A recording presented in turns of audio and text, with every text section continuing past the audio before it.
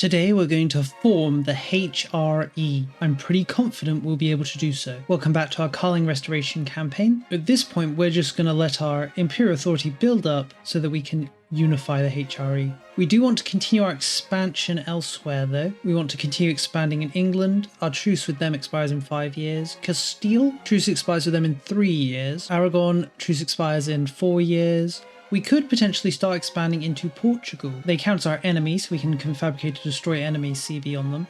They are allied with Castile.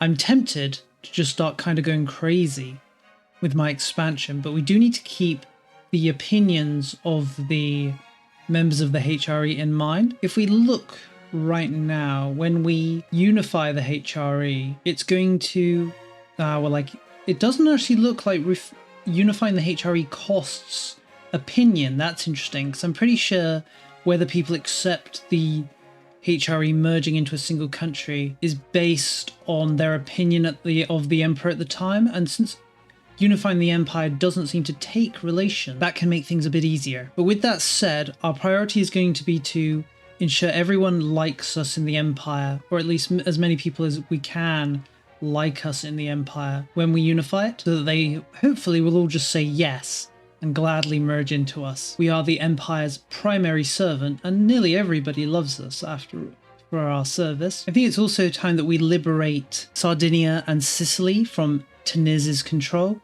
So we'll start building a spy network on them. They do have a very large navy, which makes me not so confident in fighting them, but we'll see how it goes. I've been thinking about what our country is going to look like when we unify the HRE, because currently we make a lot of money through our vassals paying us tax, but we actually spend almost as much money on our diplomatic spending, so things might balance each other out where we'll be able to bring down diplomatic spending, but we'll lose the diplomatic income. At the same time, what's going to happen is our control is likely going to collapse nationwide, obviously.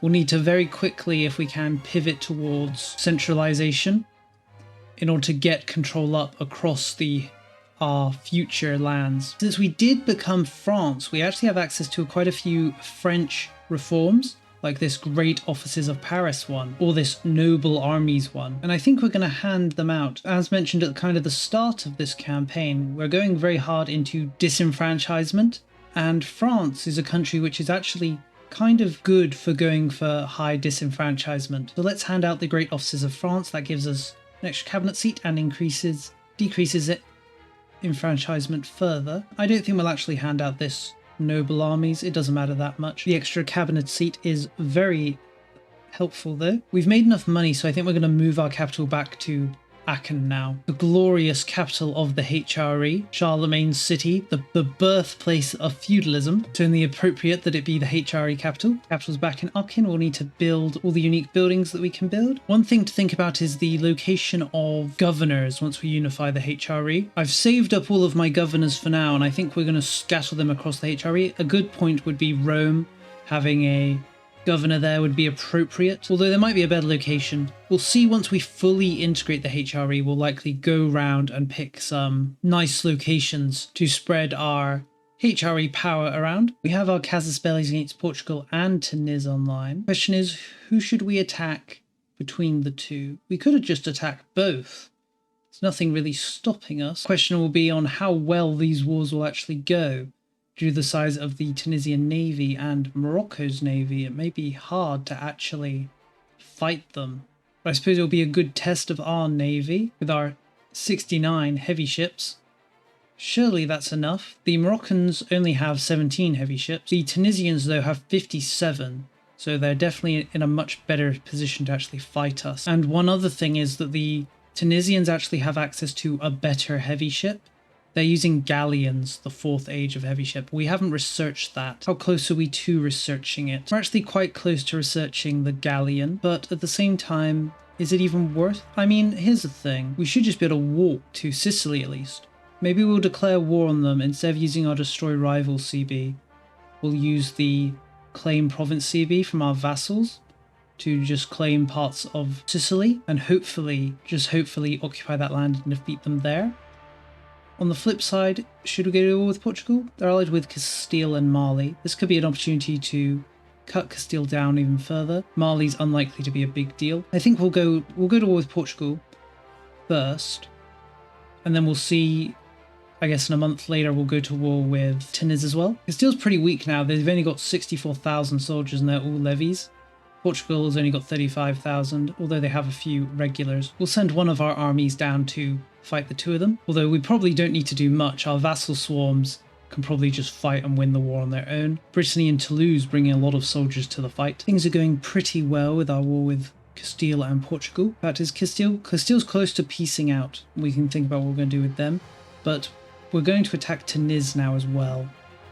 We'll bring in all of our allies, who are mainly Italian nations, and of course we'll declare war, with the war goal being the land in Sicily. One thing of note though, Tunis has its main army here in Sicily. These are all regulars, 26,000 of them. I'm not sure if our allies will be able to hold them off there. So what we're going to do is we're going to quickly bring our main army over from the war in Spain to help out. Hopefully the forts in Sicily can hold out long enough that our main army can reach them and get onto the island. Looks like our allies actually defeated the Tunisians here in Sicily. That's pretty great. Things are going quite well. Our main armies arrived though, so we should be able to finalize things. We're going to need to siege down these forts here in Sicily, but they shouldn't take too long. Our siege ability is quite high, so we probably don't even need to assault them. Just letting the siege tick on its own should be fast enough to occupy the territory. Hopefully we gain enough ticking war score from taking these territories that we don't need to carry out a mainland invasion of Tunis, as that will be quite a big issue. We're just going to ping pong the Tunisian army back and forth a bit here until we hopefully eliminate them. Tunis has taken pretty major casualties, nearly 150,000 or so men. I doubt they'll want to continue the war much longer. We'll have to see what we can take. Mali's had enough. Not that we've really fought with them, so we'll piece them out of our Portuguese war. We're also going to begin the annexation of Denmark, something I keep forgetting to do. Shouldn't take that long because Denmark's quite small compared to us, which gives us quite a lot of a modifier towards annexing them. We are annexing Toulouse at the same time though, so that will have an effect. But since we're getting close to the point where we centralize the HRE, our size will balloon, and integrating places should become a lot faster. Castile's had enough. We're going to return all of the cores that Catalonia has on them, and we're going to take this small location here. This is a Valencian core. We're likely going to release it, or we're almost definitely going to release it as Valencia, and then we'll use them in the future to continue the fight against Castile and return their land. Don't want to go too crazy with Castile since they're a co-belligerent. There'll be time in the future to deal with them. With them gone, we can think about what we actually want to do with Portugal overall. I'm thinking something quite cheeky, just a kind of annexation of the northern part of the country. We need to rack up the war score to do so though. Shouldn't be too hard, but they do have a lot of forts, which delays our mighty march. War with Tunis is pretty much over. Instead of taking the Sicilian land that we declared the war for, we're actually going to take land in Sardinia. As you can see, it's heavily forted up, so any sort of naval landing here is going to be difficult with Tunis's large navy. So instead we're going to take this land, we're going to release the HRE princes here. Since our vassals have cores on the lands in Sicily, we can always just declare war for it again in the future. Since our truce with England is over, we're actually going to declare war on them again. They're going to bring in a few noteworthy people though. Bohemia, for example, is going to be a bit of a threat. We may pay Poland to join to counter them. Poland should be able to easily deal with Bohemia. We'll have to see what it looks like though. Our army on the English island should be more than strong enough to defeat the English army, hopefully, right? This will also call Castile back in. We haven't actually released Valencia yet though, because we're still at war and you can't release nations while at war. But we might take a little bit more land from them. Begin the war. Let's see if we can't pay the Polish to join in. No, Poland's not keen. The HRE doesn't have enough money to pay them. Ah, well, we could pay someone else. We could pay Austria. They have nearly as large an army as Bohemia, so they might do a good job distracting and countering them. So I think we'll do that. We'll pay Austria to join. We could pay somebody else to join as well, but I don't think we need to. So we'll leave it at that. I think in this English war, it's time we took London. It's going to be very expensive, as you can see. It's going to cost us basically half the war just taking London. But London is very valuable. It's actually their largest source of income, as you can see, and wealth in the country, even though London isn't their capital. So taking it will have pretty disastrous effects on their economy. Outside of that, I actually think we should stretch up north and maybe not. This would cut them in two, wouldn't it? So maybe something like that. Just take a big old chunk out of central England. We'll see how the war goes, of course, before we start making outlandish claims. Our eldest daughter has come of age. Since we only have daughters, what we're going to do is we're going to marry her to another member of the Karling family. We should have a few roaming around. Shirley? I'm not seeing any. Ah, there's one. This 62-year-old man, the perfect candidate for our young daughter.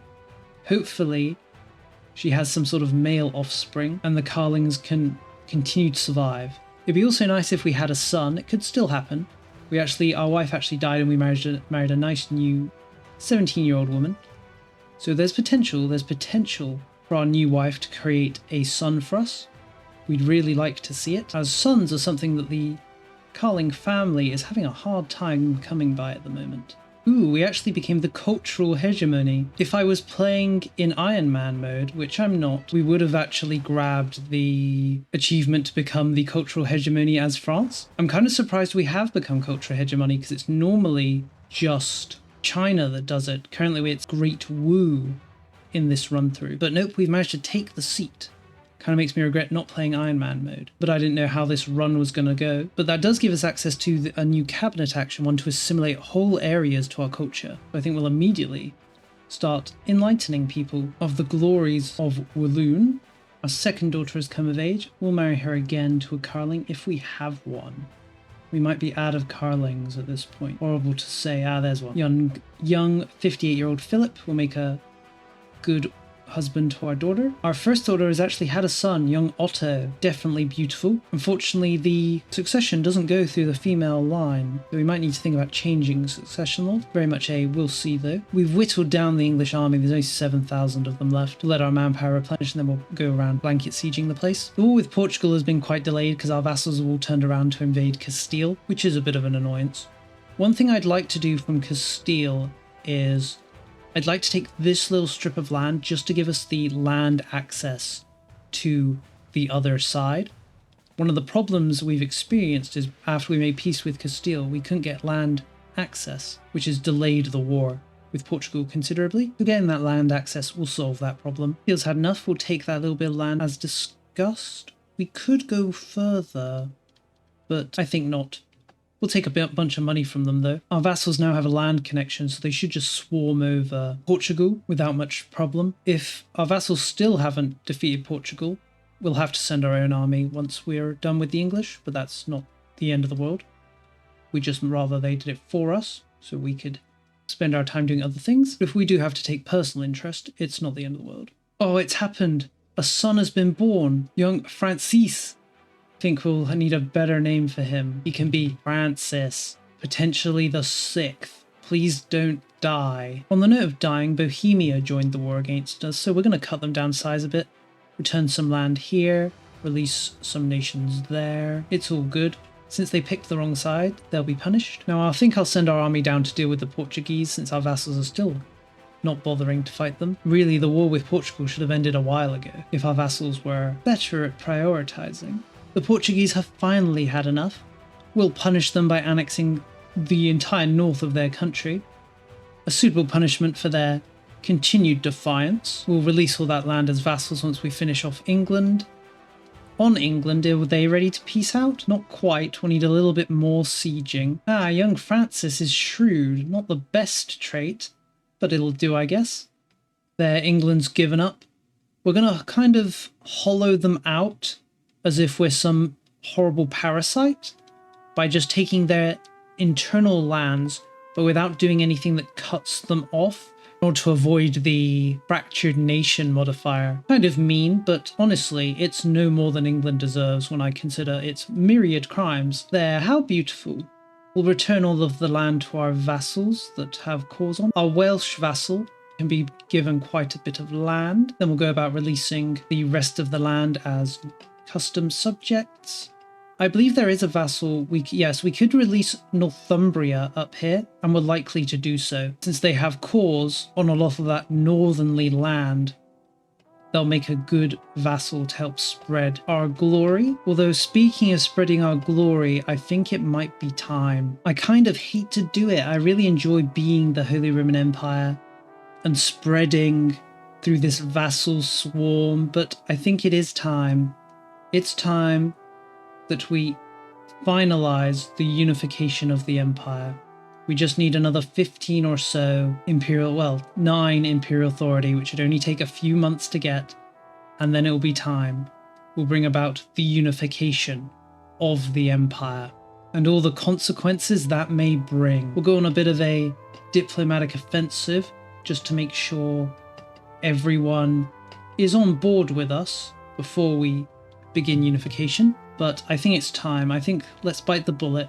This may lead to the empire basically collapsing from the strain of unification, but we're going to do it. Time to bring about the unification of the empire.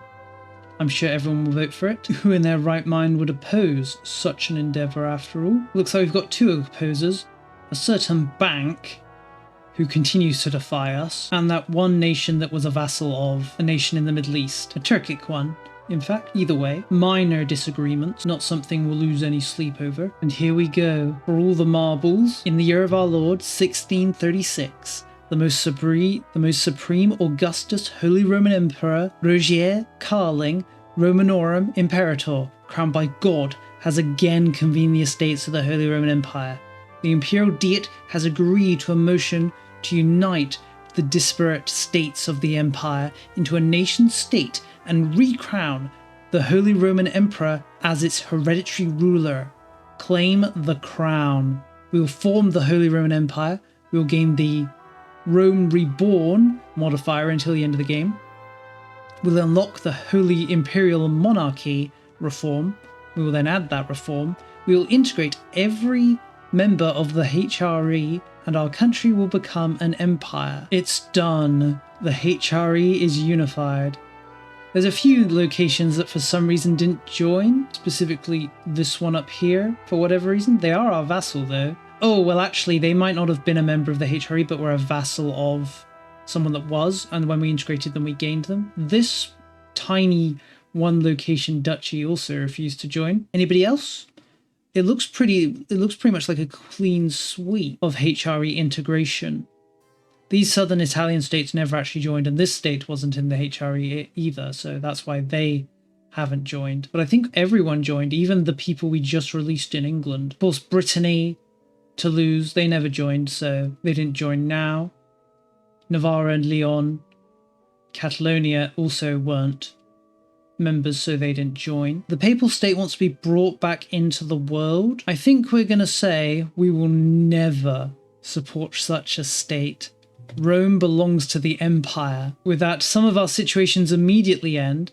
Looks like we both lost and won the Italian situation. The Italian situation ends in a stalemate, but we also get, despite fierce and unyielding resistance for decades, Italy now lies firmly and largely under our grasp. Those who sought to interfere with our plans now cower behind two walls, fleeing the march of our great armies. Today marks a new age for the region and our unquestionable claim on it. Long live Emperor Rogier Karling. We became victor in the Italian wars for 10 years. It looks like the religious war has vanished, though. We didn't get an ending to it, it just disappeared. Now, what to do with our economy? We're currently making a lot of money. We could bring down diplomatic spending. We definitely don't need to spend 40,000 ducats on it. But I feel like a lot of this income is very temporary. If we head over to the control map mode, see, control is pretty low. I actually expected it to be quite high because we just integrated all these people. The majority of our income is, of course, coming from our nobility, who are paying a lot of tax, as they should. We're also getting a lot of money from minting due to all the gold mines we control. But now that we've integrated all those vassals, we can begin thinking about moving towards centralization. We've been in the decentralization mines for a long time because of the amount of vassals we have. But with most of them gone, and a need for vassals kind of disappearing now, Like, we had all those free cities, but we don't anymore. We've only got 30 vassals left scattered around, and it shouldn't be very hard to integrate them because a lot of them are very small. These sort of one province minors or so in the area. But let's think about where we're going to place our local governors. We do want to place them. We can place 3, I believe. Let's just verify 100%. Yes, we can place the 3 max local governors that are available. If we look at the proximity, we can see most of our proximity is, of course, in Aachen. I think we obviously want a local governor down in Italy.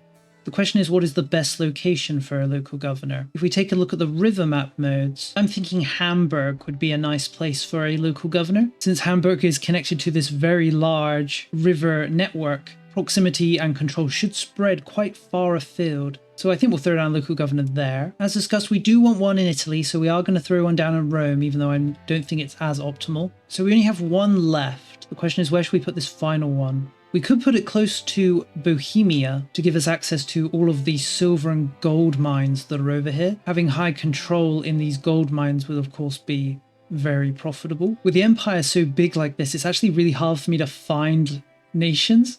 Okay, yeah, there's Prague. So it might be worth throwing down a local governor in Prague to spread control to the local silver, gold in the region. Prague is connected to that river with Hamburg though, but I think it's a good idea.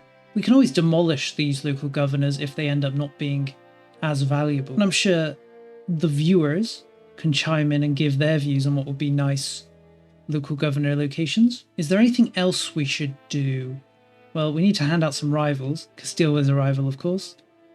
England can be a rival. Unfortunately, we can't set Hungary as a rival. We like them too much. Hungary's actually getting attacked by the Ottomans. The Ottomans have done quite well in this campaign. Actually managed to take Constantinople, though they haven't expanded like at all in Anatolia, outside of just a little bit here.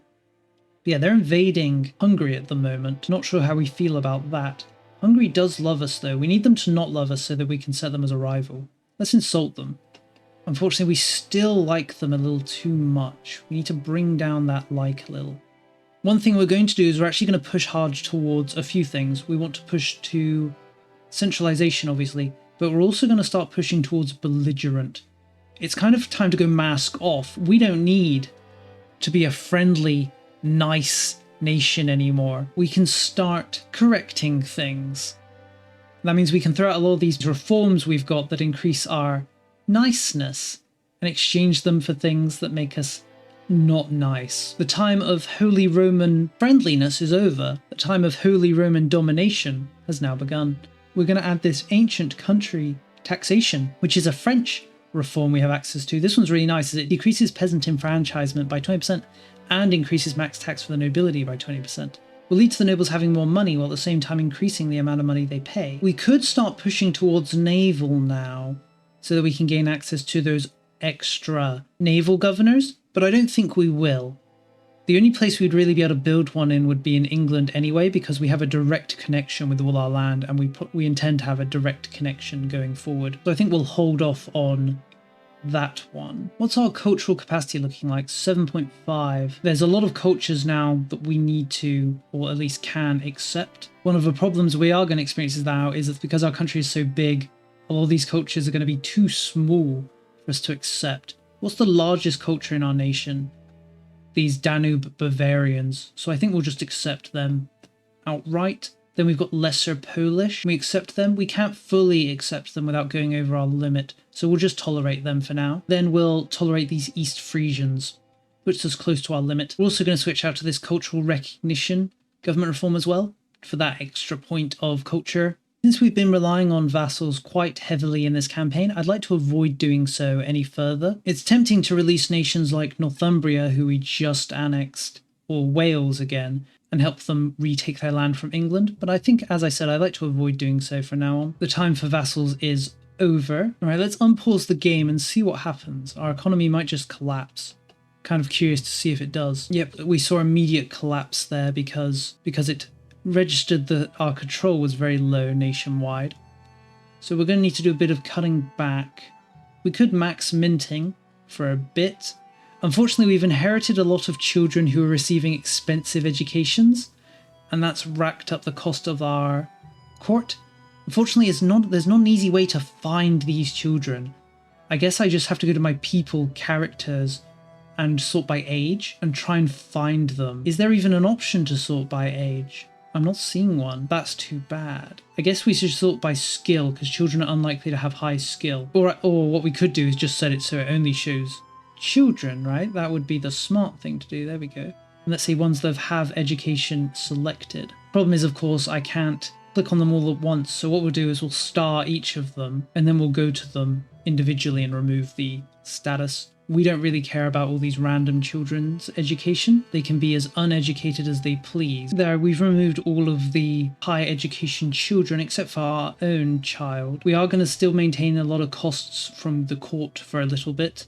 We've also lost legitimacy from changing all those children's education status. We could stop spending money on diplomacy entirely for a bit. It will make some of our vassals a little disloyal. They still consider themselves quite strong when compared to us. So maybe let's not fully stop spending. For some reason, these guys are very much thinking they're strong when compared to us. We'll probably just increase subject loyalty in them. We're going to be kind of on the back foot economically for a bit while we wait for our economy to come online. We could start demolishing these loads of... Wait a minute. We've actually inherited a bunch of land in the Americas. We've actually inherited a vassal here. That's one thing I hadn't noticed. Whose vassal was this? What's their culture? They're Venetian. This must have been a Venetian vassal. The one province Venice colonized this, perhaps. We've also got some land up here that's actually under our direct rule. I don't really want to rule anything directly in America. I can't really see it either. So I think we'll just hand it over to our vassals in the area, maybe? I think we've handed everything over. I think we've handed it all over. Good, I don't really want to control it myself. Because of how low our legitimacy is, we've become eligible for some disasters. How exciting. It really is like we're an empire that's just unified and is experiencing some social economical problems. Let's max minting for a bit. And max, or close to max, the cost of our court. It's not like we need money. It's more about just maintaining a positive income than anything else. We'll also have one of our cabinet ministers strengthen the government. We'll see if we can't get legitimacy up. And we've arrived in the age of absolutionism. The golden age of piracy has also spawned. Not really my problem. Those pirates can do as they please over in the Caribbean. Administrative's pretty obvious, if only because it increases proximity spread. We do get a bit of monthly control as well, but that's not that useful. We get a little estate satisfaction though, which is always nice, and 10 max literacy. Always excellent. Does diplomacy offer anything of note? Not really. Pretty vassal focused, as you can imagine, but we're kind of beyond the point of caring about vassals and vassal loyalty. Mill isn't really jumping out at me either. Stronger army isn't really what we need. So we'll go admin. Funnily enough, we are a bit weaker than we were now because the size of our army has dropped a lot from when we had all of our vassals. Of course, if we count levies, we have 500,000 of them. So we're definitely not weak, at least on a viewable level. Yes, I keep forgetting to. Let's demolish a bunch of forts. Do we have any stockades around? We have one in Chura. Let's get rid of that. What else do we have? We could also demolish a bunch of our armories or other buildings like that. We don't necessarily need them as much anymore. We're gaining quite a bit of manpower, although it's only 3,000. That's not that high. Let's deal with these castles first. Where do we not need a castle? Anywhere, really. Just go on a demolishing spree. I'll leave the ones kind of close to the borders, I think. But the ones in our internal area, it does mean that if someone does a naval landing, they're going to be able to do a lot of sieging. But maybe we'll leave the ones on the coast as well, just to give us a bit of added security. All right, we've demolished a bunch of forts. I'm not going to demolish any more just because I might get repetitive strain injury from doing it. We'll leave it for now. There are a bunch of forts being built by people likely before we integrated them, so we're going to cancel a bunch of these. We don't really want them to build forts. Unfortunately, we don't gain any money from cancelling these developments because we weren't the ones that started building them, which is too bad. Would have been nice if we received a lump sum for cancelling other people's buildings, but no. Alright, we are having a bit of a rebellion by the Lutherans.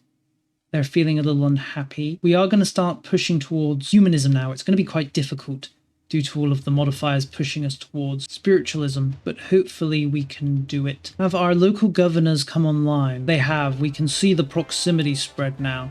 It's not perfect or really that great, obviously.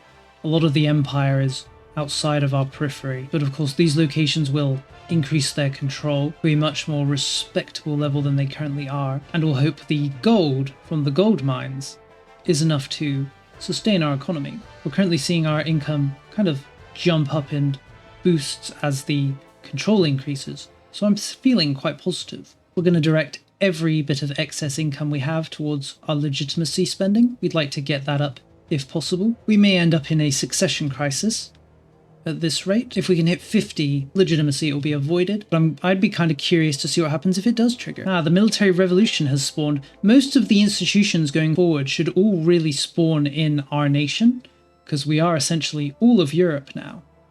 Let's actually take a look. So that was the military revolution.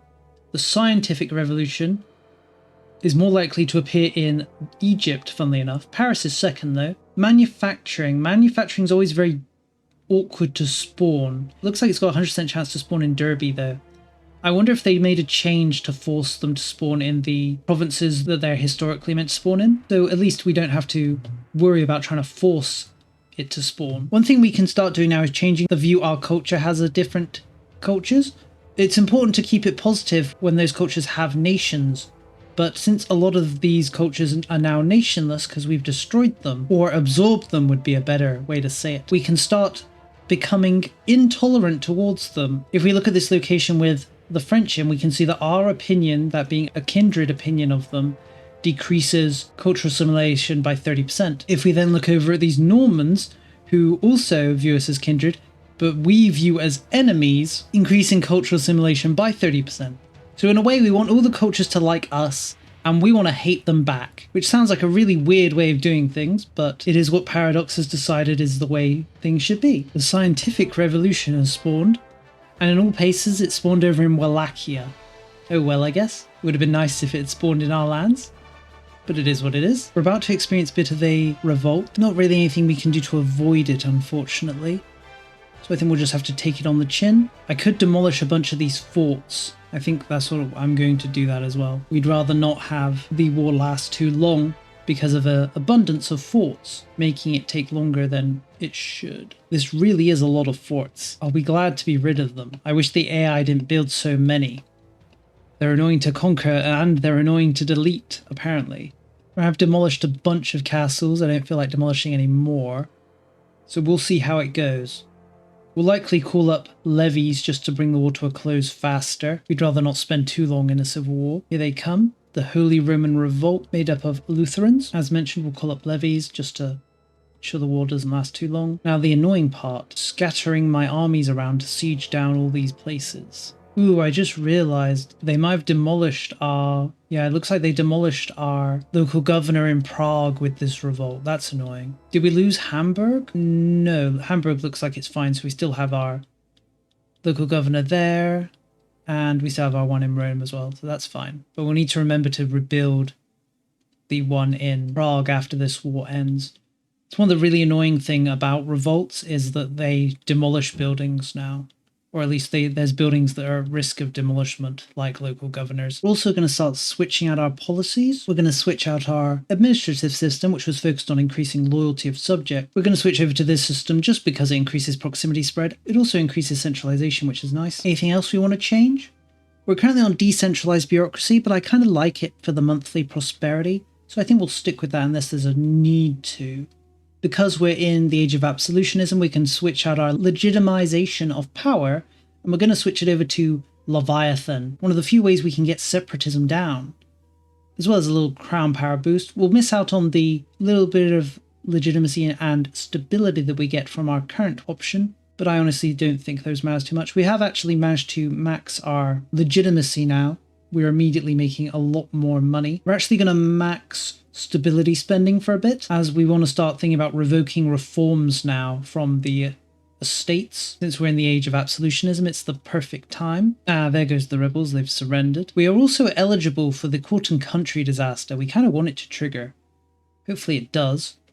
So we can go full absolutionism. Remember to rebuild that local governor in Prague. Since our economy's doing quite well now, we're going to reduce minting and try and get inflation down. It's always better to have zero inflation if possible. We've actually managed to decrease the cost of investing into our court to 0. This is actually possible because the cost of investing is always 1. So if you can increase the sources of legitimacy to 1, you can kind of just stop it. You can see the Holy Imperial Government gives us 0.25. Well, that is exactly a quarter. Ancient country taxation, ruler general, disfavored Sufis from an event, that gives us another 25. Then if we take in experienced ruler and nobles of primary or accepted culture ratio, that's another 25. Then if we finally take into account strengthening our government, which is 0.38, we're fully covering essentially the costs of increasing our legitimacy. For example, if we took away the strength and legitimacy and had him do something else, you'll see that immediately we gain costs to our cost of court because we're no longer covering it 100% through other means. It's nice that you can achieve this though. The little ice age has arrived. We'll see if this has an effect on anything. In my experience, it usually doesn't. It's rare to see provinces starving, even amongst the ones that are badly affected by it. But who knows, maybe this time it'll be a massive deal. Still kind of waiting and hoping for the court and country to trigger before we start doing anything crazy. The Lutherans are back again. I feel like I only just slapped down on them, but it seems they're already back. We are trying to prioritize our push to humanism, which will help. Is there anything else we could do to increase our tolerance? We're allowing the Jesuits, which isn't helping. We are changing our press law to no censorship, which will kind of counteract that. We could also change our air religious law to any religion. That would give only 0.5 tolerance though. We're likely just going to end up having this revolt trigger, although it might be a little close. Happiness is increasing in the short term. Let me move my armies onto the biggest source of the rebelliousness. Might be enough to pacify them. We've also got another revolt brewing amongst the Italians. That's not really a surprise. They're always resisting Holy Roman rule. They're mainly unhappy due to a lack of potatoes. Who'd have thought that trying to manage a large nation with all these various political, religious, and cultural groups wouldn't be as easy as you might think. Francis has come of age. He's not that good, only a 47, but he exists, and that's what matters. We'll marry him off to somebody. We're going to have a lot fewer candidates for marrying from now on, because there's just less countries in the world, which is pretty funny, but it is the situation. There's the revolt by the Italians. We preemptively demolished all the forts, so they shouldn't really pose a problem. We'll just raise some levies and have them deal with them. We've actually been able to pacify the Lutherans, which is pretty nice. Hopefully there'll be less of a problem going forward. We're going to work towards becoming religiously tolerant though, as it is always beneficial. There we go, war over. Not much of a war. We finished annexing Denmark. The Danes have now rightfully been added to the Holy Roman Empire, as they well should be. Taking their land isn't going to have a massive impact on us financially or anything, but it's always nice to get them out the way. We're continuing our integration of our various vassals. Once we absorb all of them, or at least most of them, we'll be able to start ticking our decentralization towards centralization, which is what's really kind of holding us back at the moment. Because of our low control, that's increasing revolts and the strength of revolts, and negatively affecting our treasury. We could start just throwing down bailiffs everywhere. Bailiffs are pretty great, but but nothing really. I really should just be throwing down bailiffs.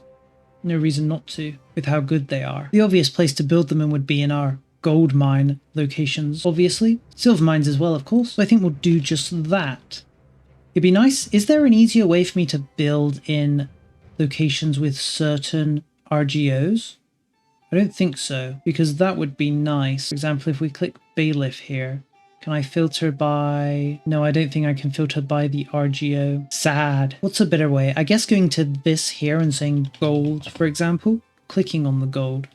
This shows me the RGOs for the gold, but I can't really build from here because this is the expanding menu. Ah well. Let's throw down those bailiffs as best we can. I think we've done it. I think we've thrown down a bailiff everywhere we can. Or need to at least. Now we could just blanket build bailiffs.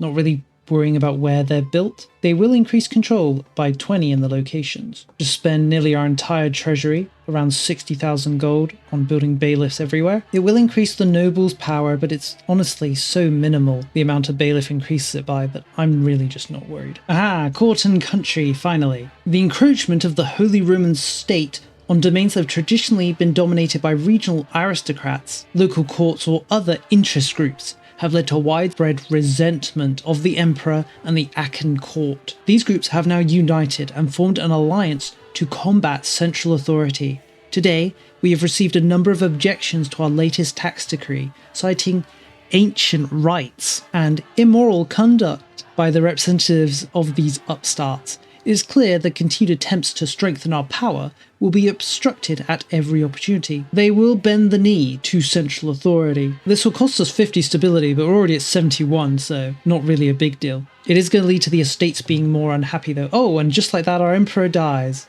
immediately afterwards. I suppose it's acceptable? Hello, Emperor Francis VI. We finally regained our Roman numerals. We're no longer numbered. Francis V. Say hello to Francis VI. But either way, now that we're in the court and country, we can start revoking privileges from the estates using these reign-in options. They're going to cost a lot of money though, which unfortunately is kind of unavoidable. The court and country is quite an easy disaster to deal with. We just need to wait 10 years, max 20. If within those 10 years we can get our crown power to be the majority, and have revoked enough estate privileges that only 16 are in effect, and we have 80, absolutionism will win the conflict. Arguably the hardest part is increasing the absolutionism. Let's see, let's start revoking those privileges. We've got quite a bit of money, so let's rein in the nobility, and then we'll revoke their privilege. This will remove the primacy of the nobility. Quite a nice privilege with that 5 discipline, but I don't think we need it at this point. Say goodbye to your privileges, nobility. I don't think we'll bother reigning in the other estates though, just because they don't really have privileges we A, want to revoke, or B, that are very costly to revoke. For example, look at these peasants. It only costs 0.9 to revoke any of their privileges. The nobility are the ones we're really going to go after here. I think we are going to start revoking privileges from the burghers though. There's so many great privileges that we hand out to them, but it's probably time to take a step back and bring them more into line with central authority. But they're all so good, it's just so hard. I guess we could get rid of this one just to increase his building cost by 5%, not amazing. Or this one that only increases plutocracy, let's get rid of that to start with. Unfortunately, the court and country is upset the Lutherans again, and the Lombards. So we'll need to prepare for a revolt by them. Start by just demolishing as many forts as I can be bothered to. Since we integrated Denmark, the Lutherans have been empowered because there's a lot of Lutherans up here. They are converting relatively quickly though, because of all the modifiers we have to religious conversions. So it is a problem that will eventually solve itself, especially when you consider we're also doing our best to tolerate them. We're getting close to transitioning from spiritualism to humanism, at which point we'll start gaining bonuses to tolerating the Lutherans. Is Prague going to join the revolt? They might. They're in the green. I think we'll position our... Well, wait a minute. What about Hamburg? Hamburg's fine. They don't care. They're very happy there. Well, very happy. They're relatively happy. Let's move our army to Prague then. We might be able to dissuade the Pragians from joining the revolt and save us having to rebuild the local governor there. Oh, looks like the Lombards revolted before the Lollards did. That's surprising. I didn't demolish the forts because the Lollards were beneath the Lombards, so I expected them to revolt first. Oh well. In a way, this is kind of beneficial. It means the Lollards can't revolt because we're currently at war. We'll call up the levies. Unfortunately though, because of all the forts that I forgot to demolish, or didn't forget, I didn't because I didn't think the revolt was going to happen. The Lombards are going to be a bit of an issue, just to siege down. Let's rein in those elites again. Which privilege are we going to revoke this time? Chancellor nobles? A nice reform, not amazing though. We'll take it away from them. We've beaten Milan, and we can end the war whenever we want. But we're going to have a string of other revolts lined up. We've got a revolt by the English, which may be annoying because they're likely going to call in England. But surely that won't be too bad. Then we got the Lutherans, who are also still revolting. Then we've got a revolt by the Portuguese. This is mainly due to the fact their land isn't full chord. We might be able to pacify them, Perhaps. We've also got a revolt by the Moravanians over here. They're not happy, mainly due to the fact that they're burghers, and from events. I'm not sure what events are unhappying them. I don't recall an event that would upset them. Could be I just clicked through something though. Then we've got an overall burgher revolt in progress. They're pretty close to revolting. Once the opinions of the burghers improve though, this revolt kind of should be shut down. Then we've got a Norman revolt going on. Again, mainly due to events. We could accept someone who isn't already accepted. I think I did de-accept Norman at one point. I think it may have been an accident. There they are. We could accept them again. It wouldn't cost us much of anything, so let's just do it. That should stop the Norman revolt, potentially. The Portuguese, the English maybe. If we accept them, we could stop their revolt. It's going to be costly on our accepted culture capacity, though. Yes, accepting them is going to take us to 2 points, which will put us above our cultural capacity by 1, which isn't great. I mean, it's something we could survive, though. Let's just start off tolerating them and have a look at whether that changes anything. It will definitely lead to a few of these rebellious locations stopping being rebellious. Problem is, of course, the main rebellious ones are the ones affected by from events. We also have a few provinces that aren't full cored, like this one here. London's the main rebellious one, and they're the one that isn't cored. We could just stay in the war with Milan perpetually to stop anyone else from revolting. That's kind of cheap, though, so I don't think we'll do that. We are going to full accept the English, though, just because I'd like to avoid having to fight a war with England while I'm still dealing with internal problems. I suppose in a way, though, maybe we should declare war on somebody, because then no one can revolt. Who do we have a CB on? We have a claim throwing CB on Sweden. We also have the follow through on threats on Morocco and Tunis to retake land for our vassals. Fortunately, we couldn't declare war right now because of the Lutherans. They're too rebellious, so their rebellion will need to finish first. Unfortunately, accepting England wasn't enough to stop their revolting nature. I suppose it will be a toss-up whether we have an English revolt, a Lutheran revolt, or a Moravian revolt. Kind of curious to find out. We don't have any forts in England, so it should be fine over there. Moravania's got quite a lot of forts. Let's demolish these quick. Now let's end the war with the Milanese and see who's going to... Oh, wait a minute. These guys are actually joined in the war. I didn't notice. We could conquer them then, maybe. We could separate peace them and take a lot of their land. Although maybe this is the wrong time for me to be like, let's conquer somebody. Let's just deal with Milan, and then we'll deal with whoever revolts. The time for expansion will come once we've finished stabilizing. There's no reason to get greedy. I know it's hard. War over with Milan. Disband the levies. Now, who will revolt? My money's on Lutherans. Looks like I was wrong. It was the Moravanians. That should be very simple war then, especially since our army is just over in Prague, where we left it. Surely just stepping on their capital should be enough to pacify them. Speaking of pacify, we've actually managed to pacify the English rebels. It looks like we're not going to have a rebellion from them, which is nice. Let's suppress the Portuguese as well. So then it looks like we'll only have to deal with the Lutheran revolt, at least in the short term. And there goes the Moravanians, very trivial affair. Now we just need to deal with the Prague revolt, and then I think we'll start going on the offensive. For now though, I think we're going to leave it here. Our Holy Roman Empire is big. Next time we deal with that revolt, we'll see about finishing the court and country. And then we'll think about liberating other parts of Europe. But for now though, this is the end of the video. I hope you enjoyed it, and I'll see you next time.